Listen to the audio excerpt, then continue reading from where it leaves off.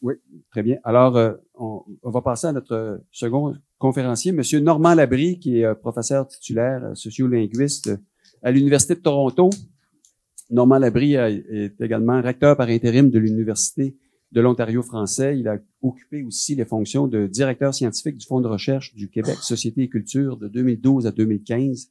Il siège depuis 2018 sur le conseil d'administration du CRSH où il occupe le rôle de président du comité de programme. Il est aussi membre de la Société royale du Canada. Alors, Monsieur Labrie, je passe la parole. Merci beaucoup. Alors, bonjour tout le monde. Je suis vraiment très heureux d'avoir été convié à rêver avec vous cet après-midi. Je vois beaucoup de visages familiers et sympathiques devant moi et ça me fait grand plaisir. J'écoutais la locution de Rémi Quirion tout à l'heure et je m'auto-proclame le premier disciple pour ce qui est de rêver de cette université du 21e siècle. Voilà, je vais donc vous présenter cette université de l'Ontario français où j'occupe le poste de recteur par intérim depuis l'été dernier, pour quelques temps encore. Et d'abord, en commençant peut-être par quelques mots sur la création de cette université, pour en comprendre un peu la raison d'être et puis la genèse. D'abord, il y a, en termes de population, pour les gens qui sont loin derrière, vous pourrez sûrement pas très bien voir les chiffres, mais on retrouve dans la partie qu'on appelle le centre-sud-ouest de l'Ontario, près de 250 000 francophones maintenant, c'est nouveau. Il y a une croissance démographique qui est assez importante, qui est due à la migration interne et à l'immigration. Et on atteint pratiquement bientôt l'équivalent de la population acadienne du Nouveau-Brunswick, qui a son université, alors que dans le centre-sud-ouest de l'Ontario, il n'y avait pas vraiment beaucoup d'offres de programmes universitaires pour les francophones qui désirent passer à l'université. On a aussi une population ça démontre ici qu'une population d'origine immigrante en grande partie dans la région. On a 35 000 personnes francophones de minorité visible. Alors, on a une population qui est beaucoup issue de l'immigration et qui, par conséquent, ne possède pas toute la maîtrise de l'anglais nécessairement et peut avoir cet intérêt aussi pour passer à des études postsecondaires en français. Toronto, c'est la grande métropole canadienne. On a énormément d'entreprises et d'institutions qui sont à la recherche de personnel bilingue pour pouvoir travailler au niveau national ou international pour ces entreprises. Alors, il y a une demande importante et en fonction du vieillissement aussi de la population, il y a beaucoup d'employés bilingues qui s'apprêtent à prendre leur retraite. Alors, il y a une demande importante chez les employeurs pour des gens qui sont bilingues, qui parlent le français et l'anglais. Bon, j'ai pas besoin de parler des transformations du monde du travail, mais c'est un des éléments aussi qui font en sorte qu'on a besoin d'une université d'un certain type et qui va justifier qu'on crée cette université du 21e siècle. Rémi Quirion nous disait tout à l'heure de rêver. La ministre de la Formation des collèges et universités en 2016 a mis sur pied un conseil de planification pour créer cette université de langue française. Et j'ai fait partie du conseil de planification de l'université. À la première rencontre, elle nous a dit « Be bold, but don't be too crazy ». Alors, soyez audacieux. Créez une université qui n'existe pas. On ne veut pas de reproduction de ce qui existe déjà. On veut une université qui va se différencier des autres. Et c'est un peu la logique gouvernementale aussi dans le cadre des modèles de financement actuels des universités en Ontario. On parle beaucoup de différenciation des universités. Mais on est venu au monde avec dans ce contexte-là. Alors, je vais vous expliquer un petit peu les origines, la genèse pour y arriver, mais lorsque le gouvernement de l'Ontario, en 2016, nous a demandé d'établir un plan pour créer cette université-là, on a nommé le conseil de planification en novembre 2016 avec le mandat de remettre ce rapport à la fin mars. On nous donnait 3 mois de travail, 4 mois de travail. On a négocié quelques mois de plus pour le remettre à la fin juin.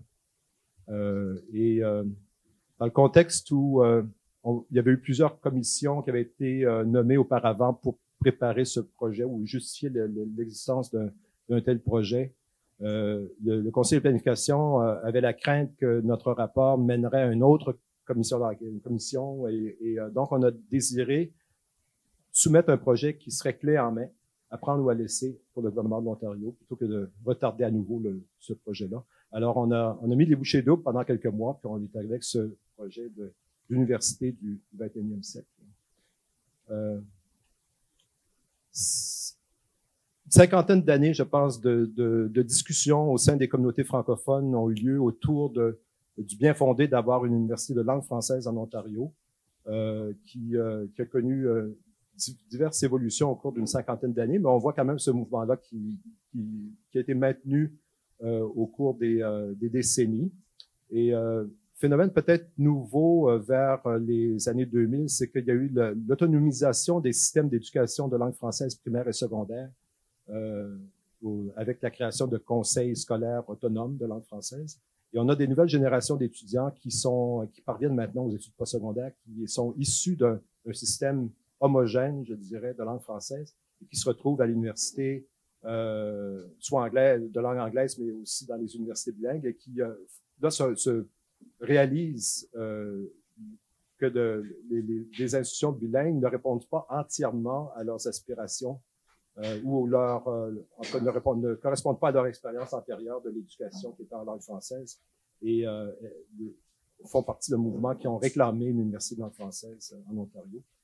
Le parti du NPD avait soumis un projet de loi pour créer l'Université de l'Ontario français, et qui avait été approuvé par tous les partis politiques en première et deuxième lecture. C'est un projet de loi privé qui n'a pas été donc adopté par le gouvernement, mais c'est suite à ces démarches-là que le gouvernement de l'Ontario a mis sur pied le Conseil de planification en 2016 et a accueilli le rapport du Conseil de planification.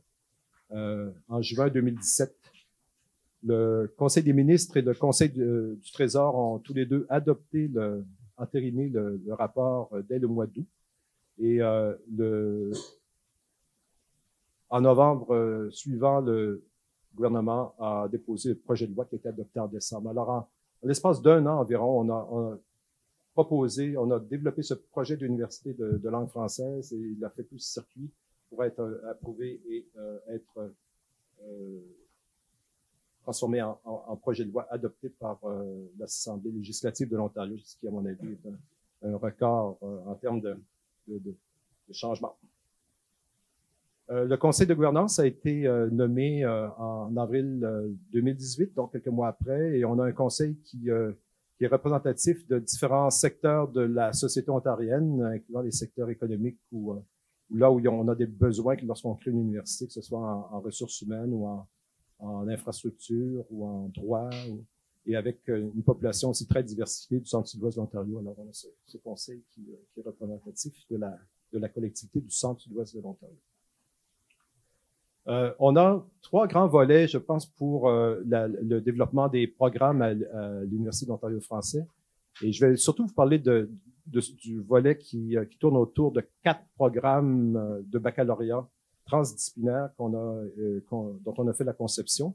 Mais on a aussi un axe, un volet qui est plus des programmes professionnels, dans genre éducation, service social, droit.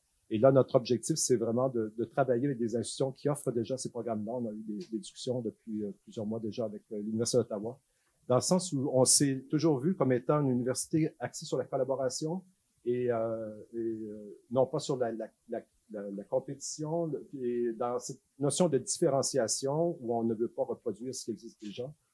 Notre objectif, c'est vraiment de collaborer avec des universités qui offrent ces programmes-là, et souvent des programmes aussi accrédités par des ordres professionnels et qui peuvent être offerts chez nous en français, mais en partenariat, plutôt que de développer les programmes de notre propre chef. C'est le deuxième volet. Le troisième, c'est l'ouverture de nos cours de contenu aux étudiants des universités anglophones de la région. Il y a 13 universités anglophones dans la région, dont certaines parmi les meilleures au monde. Et il y a plusieurs milliers d'étudiants dans ces universités qui se sont autodéclarés comme de langue maternelle française au moment de s'inscrire dans ces universités-là. Probablement, après 4 ans de baccalauréat dans une discipline ou dans un champ professionnel, vont perdre leur capacité de s'exprimer en français ou d'opérer professionnellement ou académiquement en français. Alors, ce qu'on offre, c'est de suivre des cours au choix qu'ils ont à faire, mais de contenu, non pas des cours de langue, des cours de contenu chez nous, après quoi on peut leur donner un certificat de compétences académiques et professionnelles en langue française, pour qu'ils se sentent plus à l'aise d'opérer en français dans leur vie future.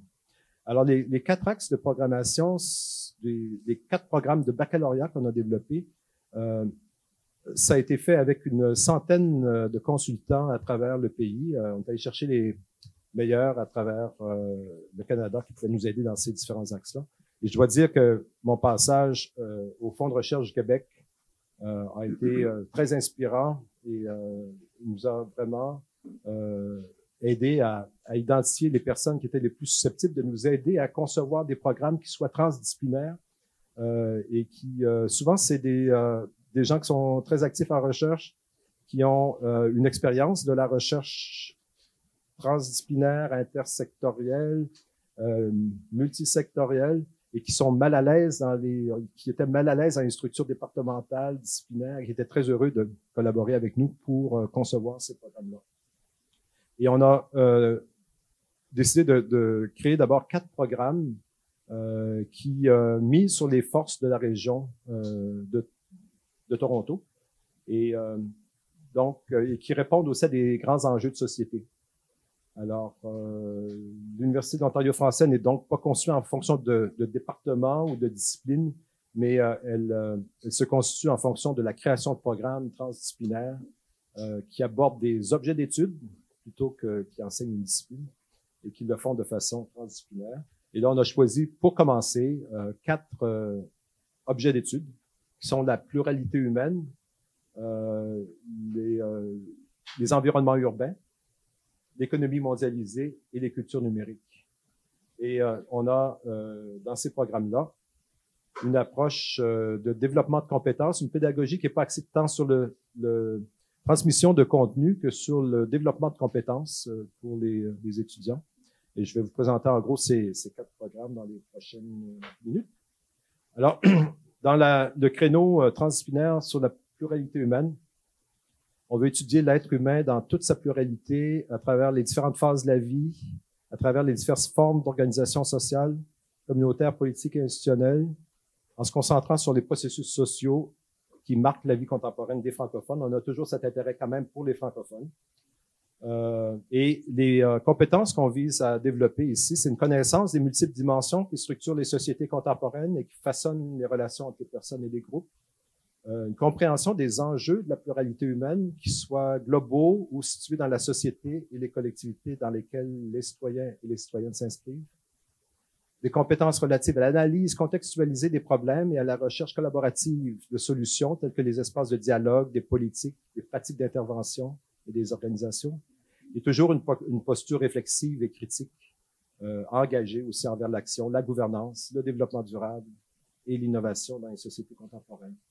Alors ça, c'est le premier programme. Nous, on a soumis nos 4 programmes au ministère de l'Enseignement supérieur le 1er octobre dernier. Vous avez peut-être entendu parler qu'il y a des ralentissements dans le financement de l'université. Depuis ce temps-là, les programmes n'ont pas progressé dans la machine, mais ils sont toujours sur le bureau et prêts à être évalués dès que nous aurons le feu vert pour le faire, et on espère que ce sera bientôt.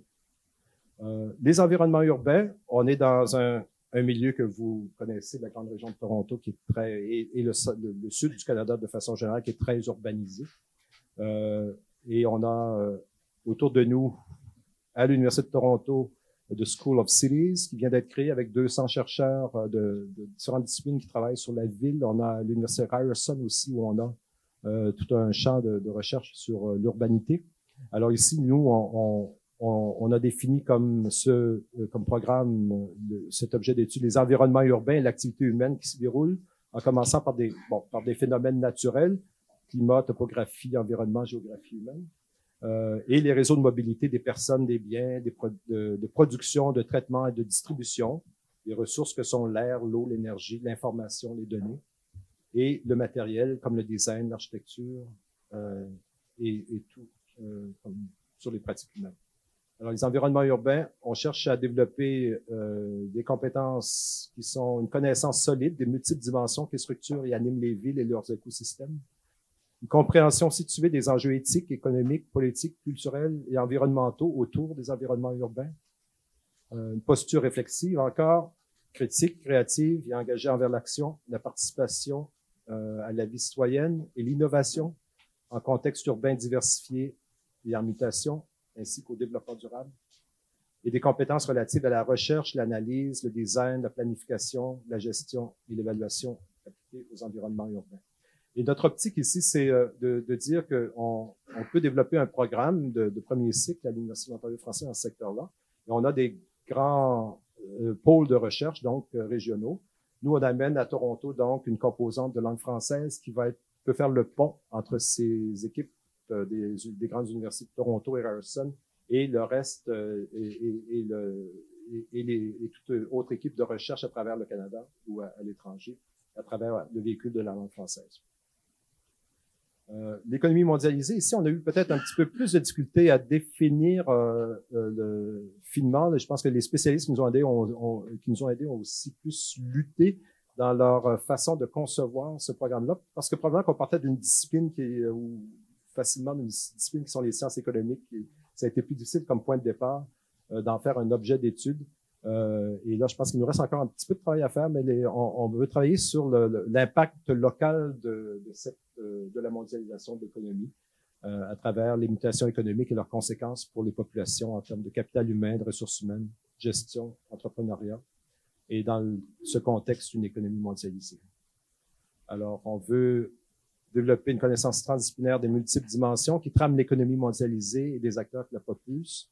Encore, cette posture réflexive, critique, engagée envers l'action, la gouvernance, l'innovation socio-économique, le développement durable et les nouvelles cultures en milieu de travail. Compréhension des enjeux autour de l'économie mondialisée, que ce soit globaux ou locaux, sur le plan national, régional ou local.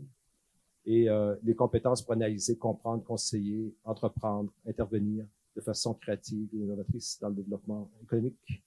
Et on a toujours cet aspect, pour chaque programme, toujours une voie plus appliquée, professionnelle, où des gens peuvent faire plus de l'intervention, de l'action sur le terrain, qui peuvent mener à des emplois, comme on peut avoir des voies aussi qui mènent à la recherche.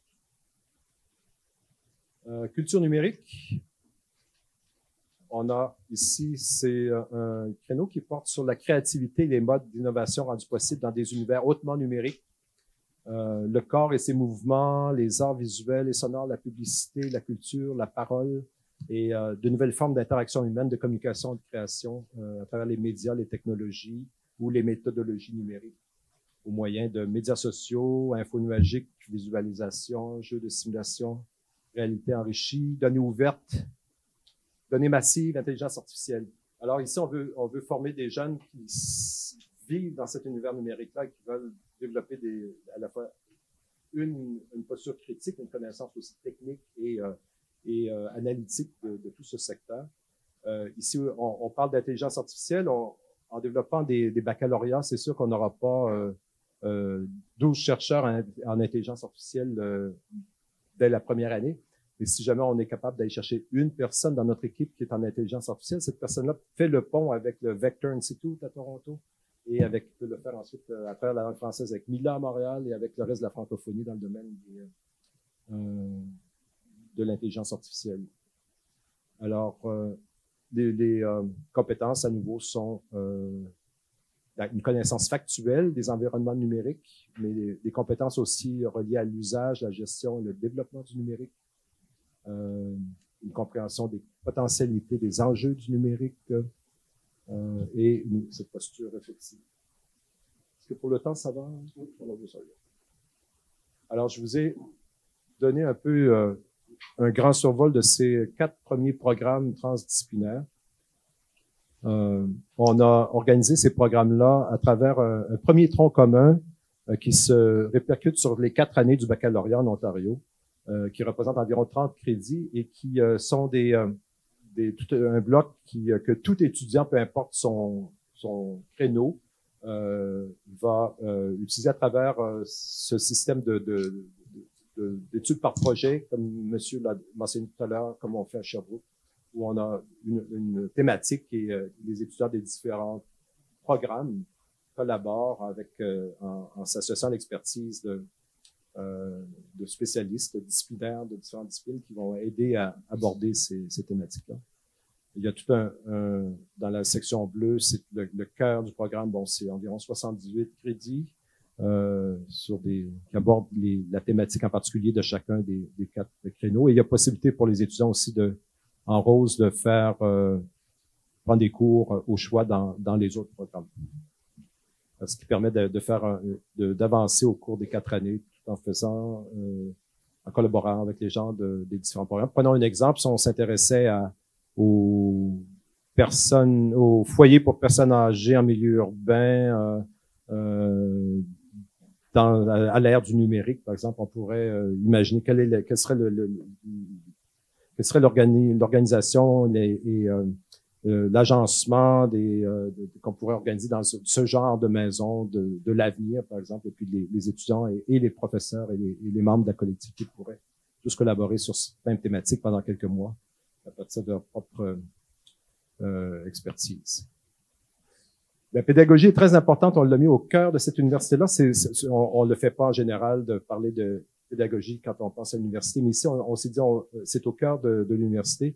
On veut une pédagogie axée sur la découverte, donc une pédagogie inductive, expérientielle, avec des expériences en milieu de travail et non seulement dans des stages à certains moments de la formation, mais intégrer toujours le lien avec le monde des institutions publiques, communautaires, institutionnelles, où on amène à la fois la communauté à l'intérieur de l'université, mais on permet dans toute la formation d'avoir un lien avec le monde externe. Pédagogie innovante, comodale, c'est-à-dire toujours en fait en présentiel, mais avec l'option ou la possibilité ou la nécessité même de collaborer comme groupe à travers des plateformes numériques, ce qui permet à des étudiants qui font des stages de toujours maintenir leur collaboration à l'intérieur des formations ou des étudiants qui sont plus loin. C'est souvent le cas dans Toronto où c'est difficile de se déplacer facilement, de pouvoir suivre des formations tout en ne se rendant pas nécessairement en présentiel pour l'offre de la formation, mais où cette comodalité s'applique à tout le monde, à ceux qui sont sur place comme à ceux qui ne le sont pas. Alors, ici, c'est donc cette pédagogie-là, et je pense que quand on parle de recherche, comment intégrer recherche dans la formation universitaire, et si elle est au cœur de ça, cette pédagogie axée sur la découverte, sur l'expérientiel, elle n'est pas quelque chose de séparé. Maintenant, on va vous faire de la formation, après, vous allez faire de la recherche à côté. Mais c'est dans tout l'apprentissage se fait à travers une dynamique qui repose sur une philosophie de recherche. Voilà, on a travaillé avec parmi les meilleurs pédagogues de la pédagogie postsecondaire au Québec et en France. Ici, c'est une diapo qui vient de Samuel Novakovsky, qui est spécialiste justement de l'enseignement postsecondaire et de la pédagogie donc ouverte et utilisant le numérique. Mais on a travaillé aussi beaucoup avec Didier Paclin à l'Université Laval, chaire de recherche du Canada sur la pédagogie universitaire et le numérique. On a décidé que nos professeurs avaient besoin de formation. Alors, à l'embauche, on va leur offrir d'abord une première formation parce qu'on s'attend pas à ce que des gens qui arrivent avec un doctorat soient vraiment versés en pédagogie du postsecondaire. Alors, ça fera partie de leur charge de travail de suivre un certificat de 2e cycle en pédagogie de l'enseignement supérieur.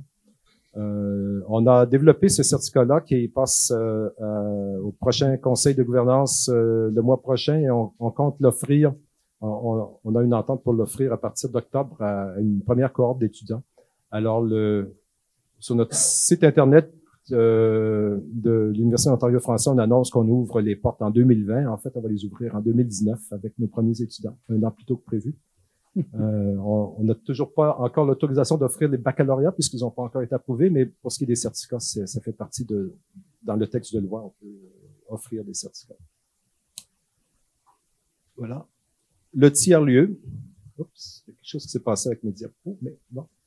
Le tiers-lieu, j'ai raté montrer quelque chose. J'avais une super diapo. On a travaillé avec Thomas Dorta de l'Université de Montréal pour imaginer les espaces, parce que si on est l'université du 21e siècle, numérique, inductive, collaborative, nos salles de classe ressembleront pas à celle-ci.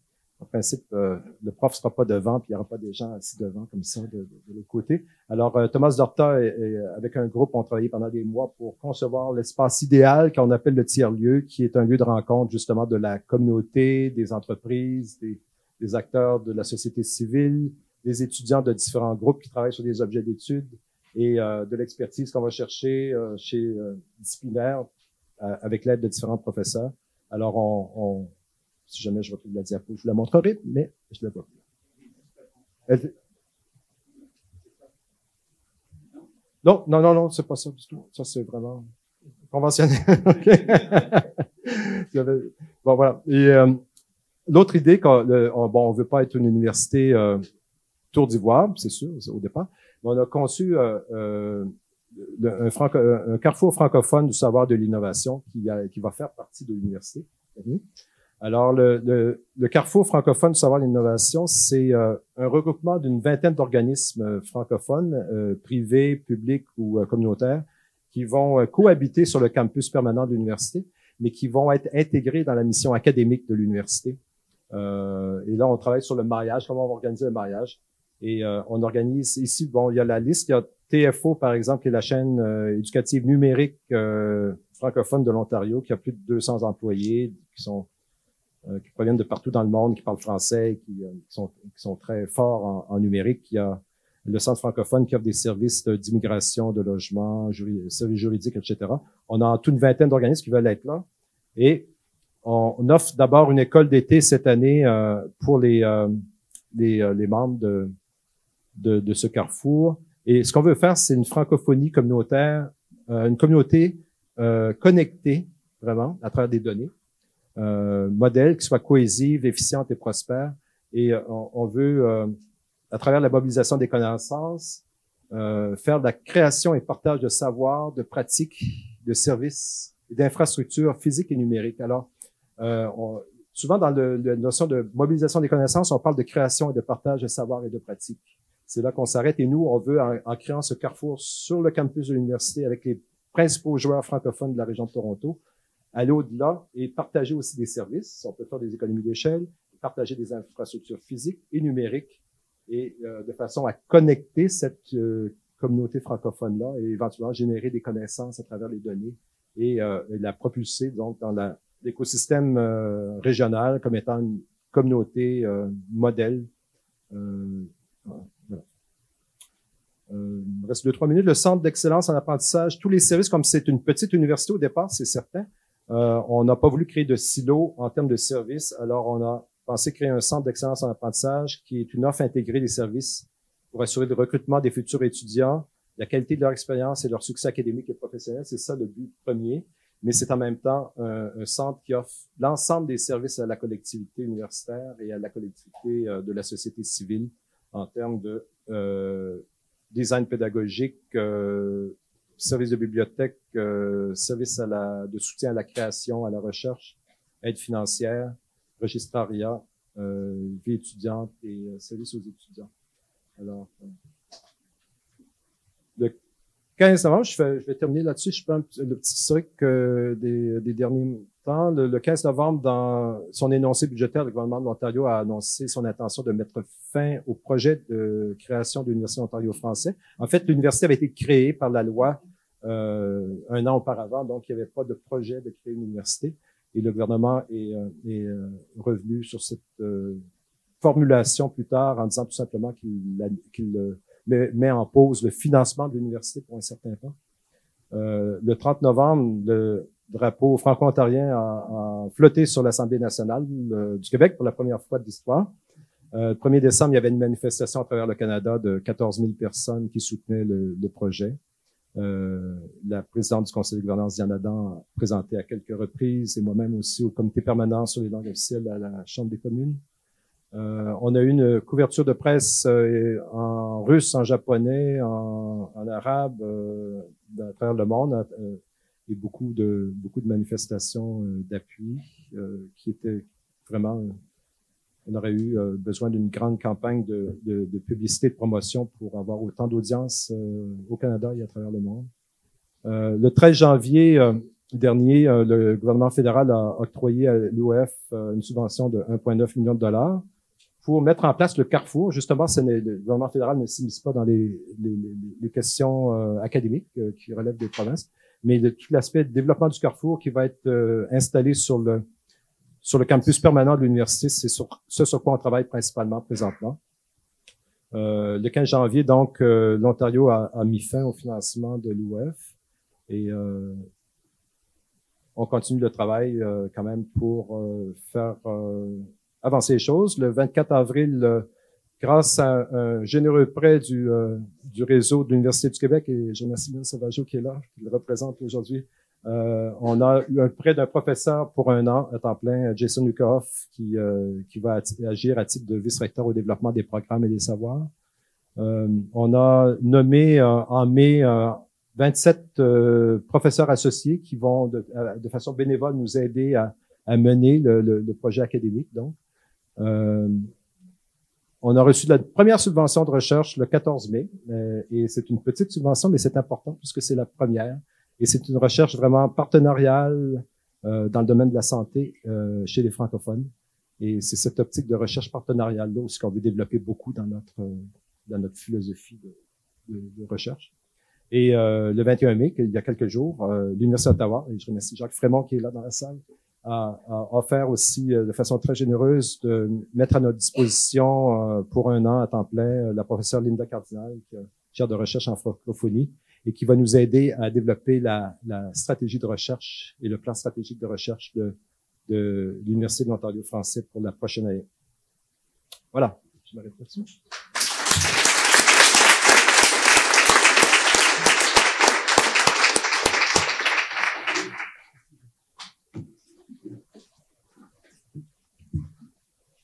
Merci beaucoup, Monsieur Labrie. Alors, est-ce qu'on a des questions sur l'université? Veuillez vous identifier, s'il vous plaît. Céline Audet de l'Université du Québec à Rimouski. Vous avez mentionné, tout ce que j'écoutais, c'était vraiment beaucoup sur la formation, et vous avez mentionné que vous étiez très fier de la première subvention de recherche. Donc, comment vous voyez intégrer effectivement recherche et enseignement dans le cadre de cette université française? Je pense que j'ai mentionné déjà que la forme de pédagogie déjà n'est pas dissociable de la recherche, dans le sens où c'est inductif, axé sur la découverte, sur l'expérientiel. Pour l'ensemble des 4 programmes, on a prévu de développer des infrastructures de recherche aussi ou de création. On travaille avec, par exemple, en culture numérique, on est présentement hébergé chez TFO, qui est vraiment une chaîne de télévision numérique importante. On travaille avec le Théâtre français de Toronto, qui sera membre du Carrefour et qui désire avoir sa boîte noire sur le campus de l'université. Alors, ça devient un objet à la fois de formation et de recherche et de création. Alors, pour les 4 créneaux, on pense avoir des genres de laboratoires vivants ou reliés à la thématique, mais aussi intégrant donc cette démarche de recherche dans la formation. Et sinon, c'est sûr qu'on prévoit qu'il y ait de la recherche de mener quand même comme dans les universités normales, si je puis dire.